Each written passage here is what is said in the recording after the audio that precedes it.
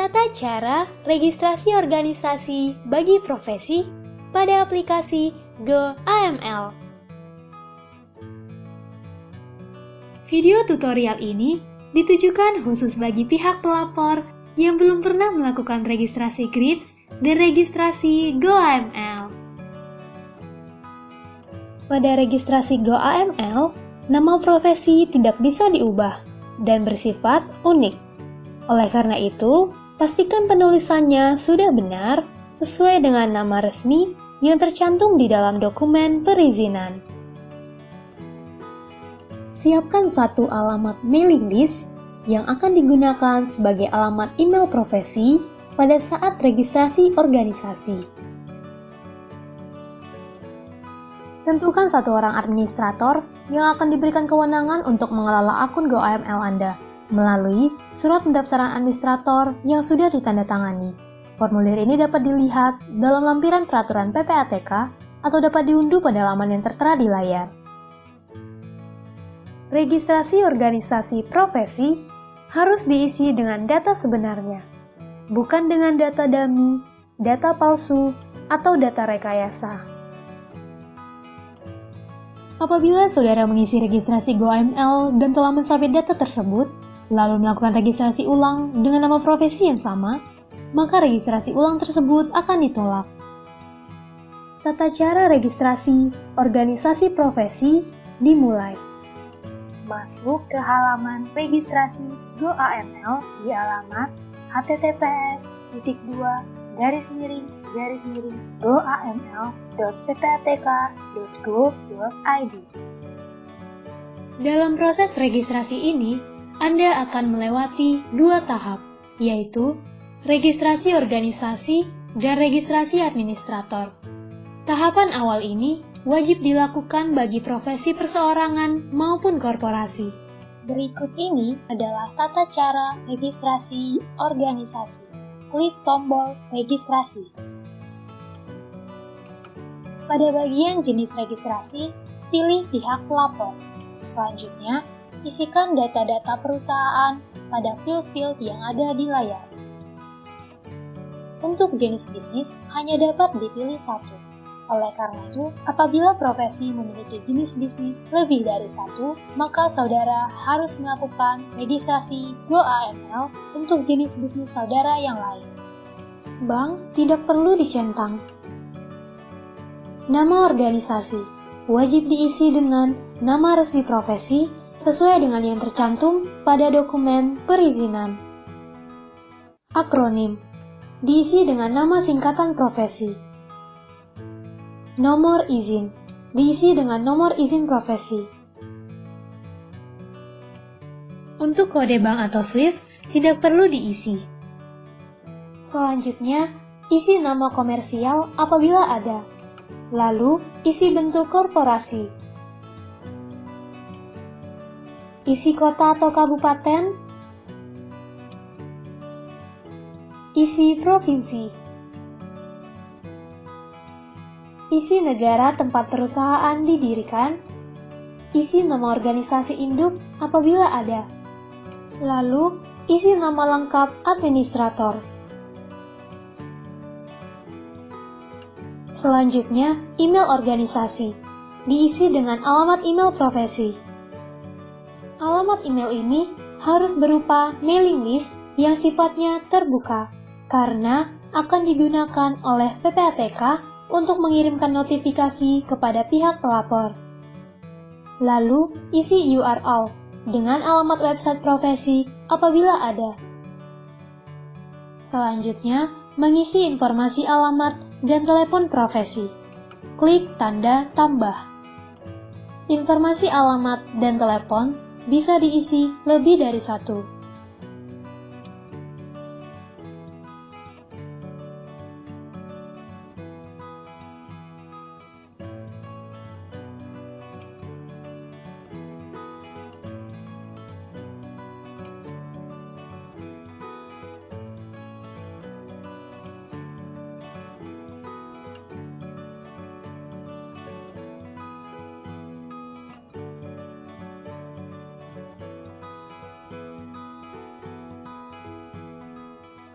Setelah pengisian informasi ini lengkap, tahapan yang kedua adalah registrasi administrator. Hal-hal yang perlu diperhatikan saat mengisi formulir registrasi administrator adalah 1. Username administrator. Username ini harus bersifat unik. Penggunaan huruf kapital dan huruf kecil akan dianggap sebagai karakter yang berbeda. 2. Penulisan password. Password bersifat case sensitive. Huruf besar dan huruf kecil dianggap sebagai karakter yang berbeda. 3. Alamat email administrator harus bersifat unik. Alamat email ini tidak dapat didaftarkan lebih dari 1 kali. Berikut ini adalah informasi terkait administrator yang harus dilengkapi. Username. Ingat, username ini bersifat unik dan case sensitive. Kata sandi. Masukkan kata sandi yang mudah diingat. Kata sandi bersifat case sensitive. Selanjutnya, ketik ulang kata sandi pada kolom konfirmasi kata sandi. Email pengguna. Alamat email administrator harus bersifat unik. Alamat email tidak dapat didaftarkan lebih dari 1 user. Lalu, pilih jenis kelamin. Isi gelar. Isi nama lengkap. Isi tanggal lahir. Isi NIK.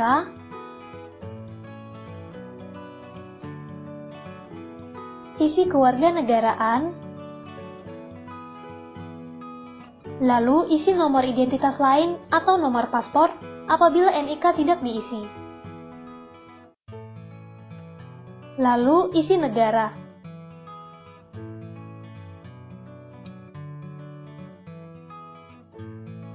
Dan isi pekerjaan.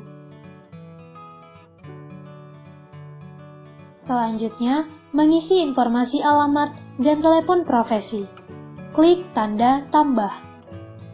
Informasi alamat dan telepon bisa diisi lebih dari 1.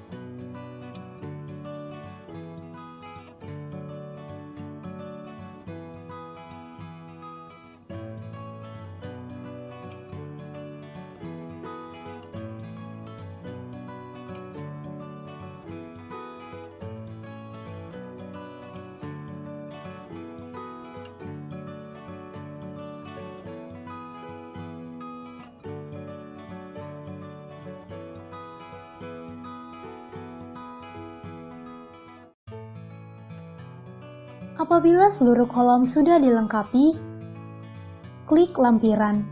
Lampirkan dokumen pendukung berupa scan surat penunjukan administrator yang sudah ditandatangani dan scan KTP administrator. Kedua file tersebut dapat disimpan dalam format Microsoft Word, PDF, atau format gambar, JPG, JPEG, atau BMP. Selanjutnya, klik tombol Select Files. Pilih kedua file tersebut.